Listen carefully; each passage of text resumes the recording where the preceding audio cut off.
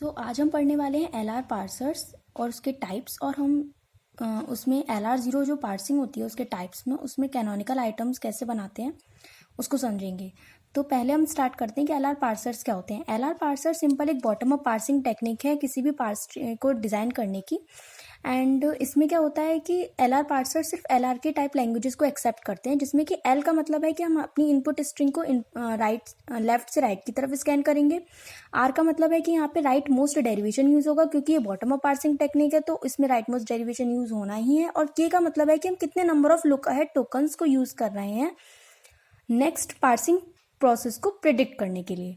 ठीक है, तो ये आता है कि LR पार्सर का मतलब क्या होता है। अब आते हैं कि LR पार्सिंग सिंपल एक नॉन बैक ट्रैकिंग मीन्स इसमें बैक ट्रैकिंग का यूज़ नहीं होता। Non back tracking shift reduce parsing है, जिसमें शिफ्ट और रिड्यूस ऑपरेशंस परफॉर्म होते हैं और एक्शंस परफॉर्म होते हैं।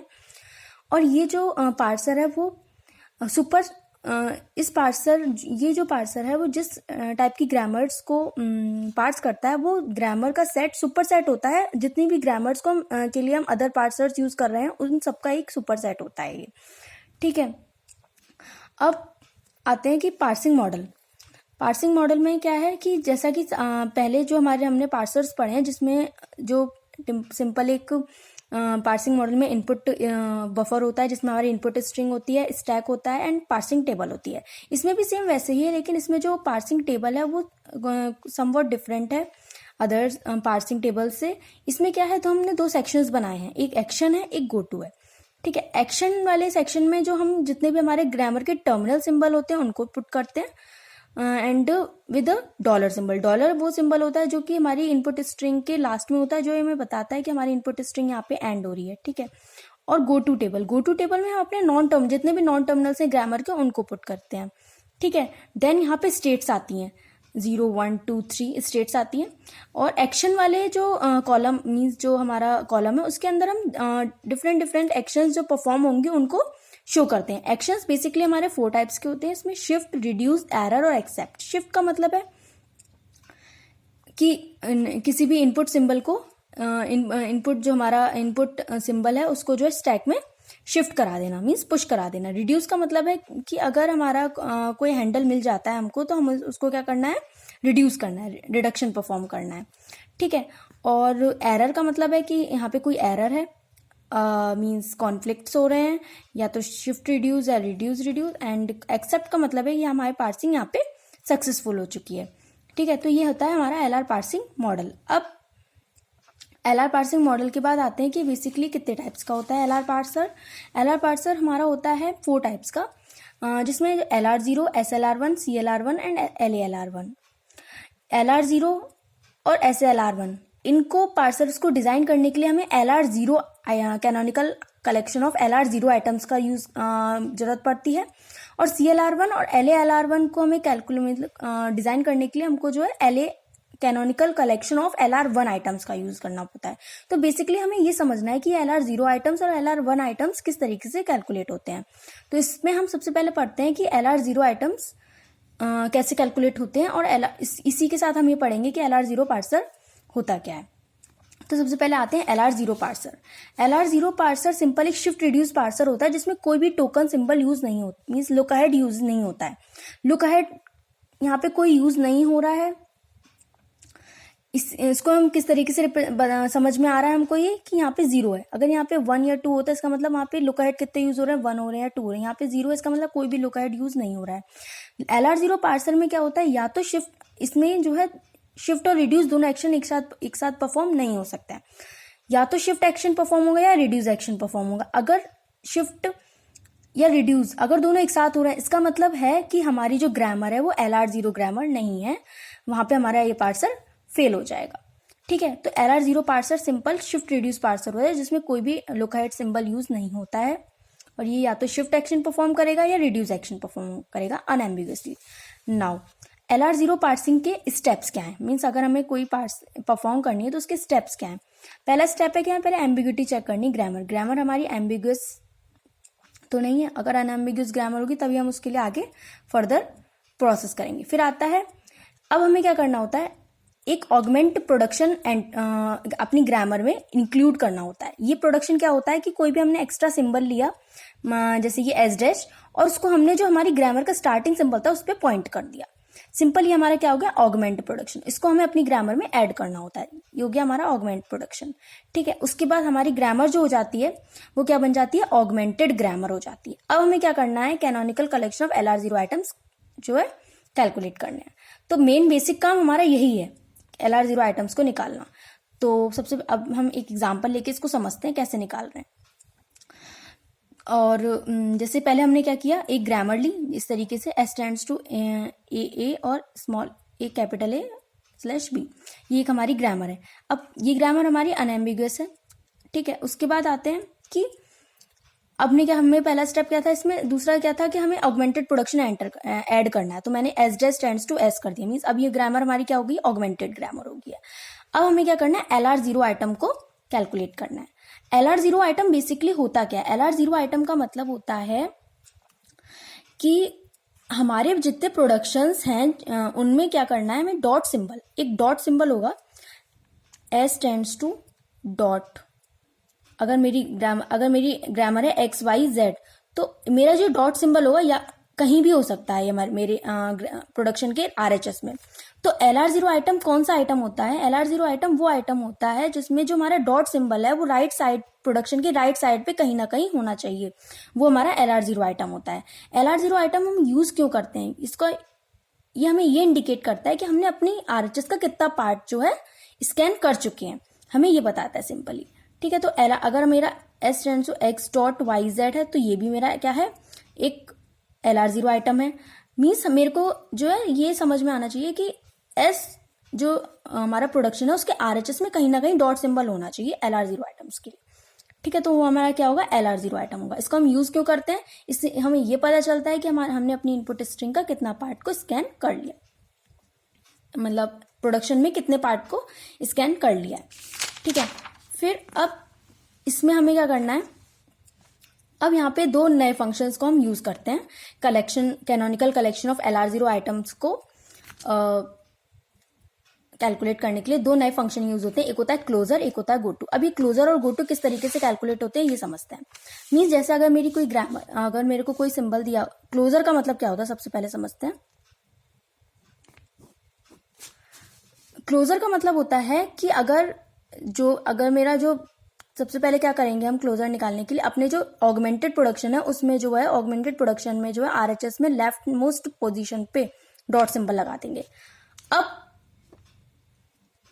ये मेरा पहला I0 आइटम आ गया। अब मुझे क्या करना होगा, इसका क्लोजर निकालना होगा। ठीक है, अब जैसे मुझे इसका क्या निकालना होगा, क्लोजर निकालना होगा। अब डॉट के बाद या तो हमारे पास दो पॉसिबिलिटीज हैं कि डॉट के बाद या तो कोई नॉन टर्मिनल हो सकता है या फिर डॉट के बाद सिंपली कोई टर्मिनल सिंबल हो सकता है।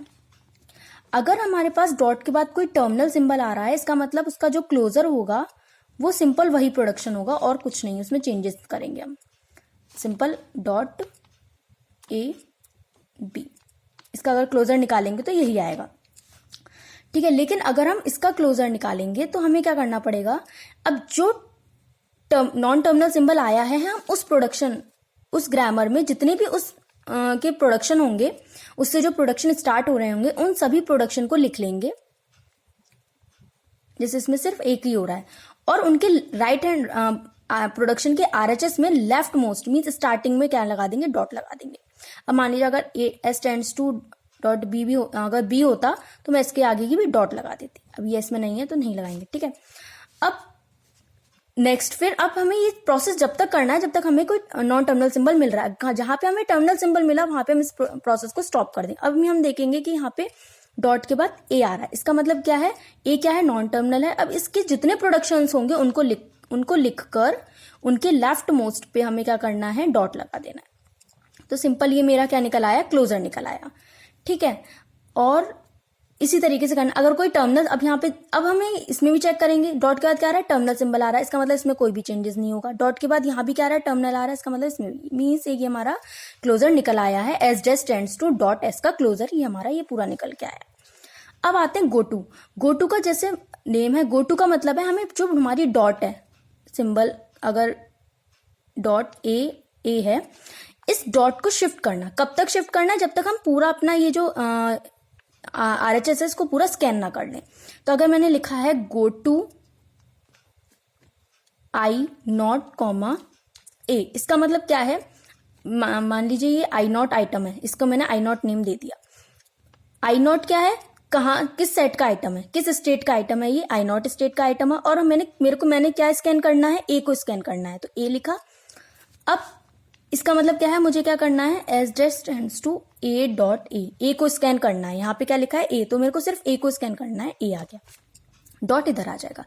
अब ये आ गया, ये हमारा क्या हुआ, सिंपल गो टू। अब इस डॉट को फिर हम आगे पहुंचाएं, जब तक आगे पहुंचाना है जब तक इसको पूरा स्कैन ना कर लें। तो go to symbol, go to का मतलब क्या होता है, डॉट को सिंपल शिफ्ट करना, 1 कैरेक्टर शिफ्ट करते हैं। क्लोजर का मतलब होता है कि अगर कोई टर्मिनल सिंबल है तो सिंपल उसको एज इट इज रहने देना है इस प्रोडक्शन को। अगर कोई नॉन टर्मिनल सिंबल आ रहा है डॉट के बाद, तो हमें उसके जितने प्रोडक्शन है उसमें जो राइट हैंड साइड पे लेफ्ट मोस्ट पोजीशन पर डॉट लगाना है। तो सिंपल ये 2 फंक्शंस तो ये होते हैं। अब इन फंक्शंस को किस तरीके से यूज करना है इसमें, तो सबसे पहले क्या करना है, हाँ, इसका canonical collection of LR0 items को बनाने के लिए पहले जो हमारा ऑगमेंटेड प्रोडक्शन है उसको लेना है, उसको अपने I0 वाले उसमें स्टेट में डालना है, और उस स्टेट का, उस प्रोडक्शन का हमें क्या निकालना है, क्लोजर निकालना है। अब मैंने क्या किया, मेरा ऑगमेंटेड प्रोडक्शन ये था। हाँ, ये एक और चीज कि ऑगमेंटेड प्रोडक्शन हमारा क्या आया था, एस डैश एस, ठीक है। हम क्या करेंगे, सबसे पहले उस में डॉट लगाएंगे लेफ्ट मोस्ट पोजीशन पर, ठीक है। फिर इसको क्या करेंगे, अपने जो I0 आइटम है, पहला आइटम हम यहाँ I0 से रिप्रेजेंट कर रहे हैं, I0 आइटम में ऐड करेंगे, देन उसका हम क्या निकालेंगे, क्लोजर निकालेंगे।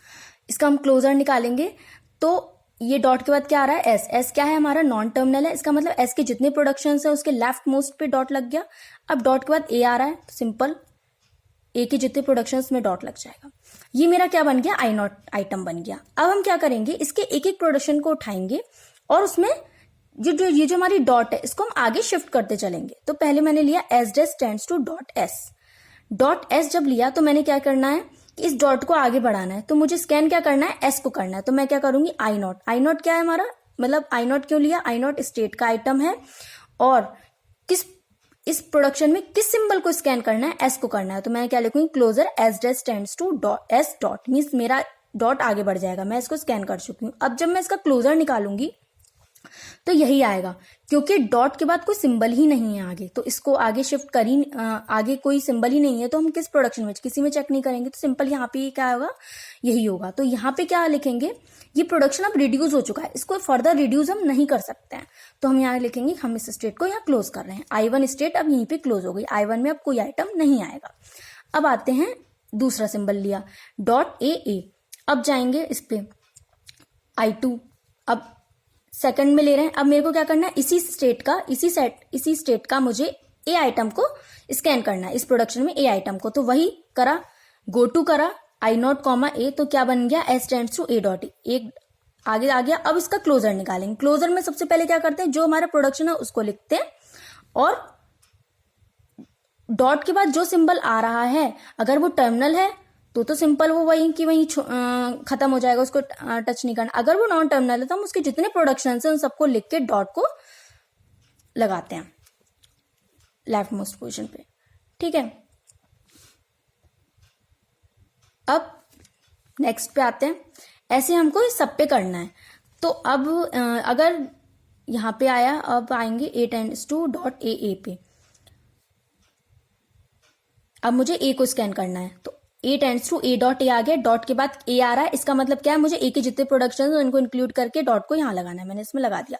ऐसे ही I3, I4, अब मेरे को B को करना है, तो गो टू B को स्कैन किया, अब ये B डॉट, ये भी यहाँ पे एंड हो रहा है क्योंकि डॉट के बाद कोई सिंबल नहीं है, तो यहाँ पे प्रोडक्शन खत्म हो गया। अब मैं I0 हो गया, I1 को चेक करें, क्या I1 में कोई ऐसा आइटम है जो मेरे स्कैन करना रह गया है, नहीं है। उसके बाद करेंगे I2 को, I2 में कोई एक ऐसा आइटम है जिसको स्कैन करना, हाँ, इसमें A को करना है, इसमें स्मॉल a को करना है, B को करना है, जैसे हमने पहले किया है ऐसा ही करेंगे इसमें। अगर कोई ऐसी स्टेट आती है मेरी जो एग्जिस्ट है पहले से ही, तो हम उसको नया नाम नहीं देंगे, उसको वही नाम दिया जाएगा जो पहले था। जैसे कि ये है I2 में अगर मेरे को B को रीड करना है, B को यहाँ स्कैन करेंगे, A tends to B dot आएगा, A tends to B dot, इसको हम पहले ही कर चुके हैं, जो कि किसमें किया था, I4 में, तो इसको मैं I4 नाम दूंगी। ठीक है, इस तरीके से इसको हमें करना है। अब इसका हमें क्या करते हैं, एक DFA मतलब DFA क्या है, एक डेटा फ्लो डायग्राम बनता है। डेटा फ्लो डायग्राम बनाने से इजी होता है कि जब हम पार्सिंग टेबल बनाते हैं उसमें इजी पड़ता है। ठीक है, तो डेटा फ्लो डायग्राम इस तरीके से डेटा फ्लो डायग्राम सिंपल उसी जो हमने कैनोनिकल आइटम्स बनाए हैं, सिंपल हम उन्हीं को ही देख देख के इसका ये बनाएंगे। जैसे अगर I0 में मैंने S को रीड किया तो मैं किस उस पे गई थी, स्टेट पे गई हूँ, I1 स्टेट पे गई हूँ। तो सिंपल जब मैंने S को रीड किया तो I1 स्टेट पे इस तरीके से बना दिया। A को रीड किया तो किस पे गए थे हम, I2 पे गए थे, I2 पे गए थे। ऐसे ही हमने इसका क्या किया, I2 पे बना दिया। तो इस तरीके से ये बनाना है, इसमें कोई वो नहीं है कि सिंपल जो हमने कैनोनिकल आइटम्स बनाए उनका ये बनाना है। इसको हम डायरेक्ट भी बना सकते हैं, जब हम एक बार अच्छे से प्रैक्टिस हो जाए इसको हम डायरेक्ट बना सकते हैं, इसमें कोई वो नहीं करना है। देन आता है LR0 टेबल। LR0 टेबल कैसे बनाई जाती है इसको हम नेक्स्ट उसमें समझेंगे। सो अगर आपको वीडियो अच्छी लगी हो तो लाइक करिए, शेयर करिए, सब्सक्राइब करिए। Thank you.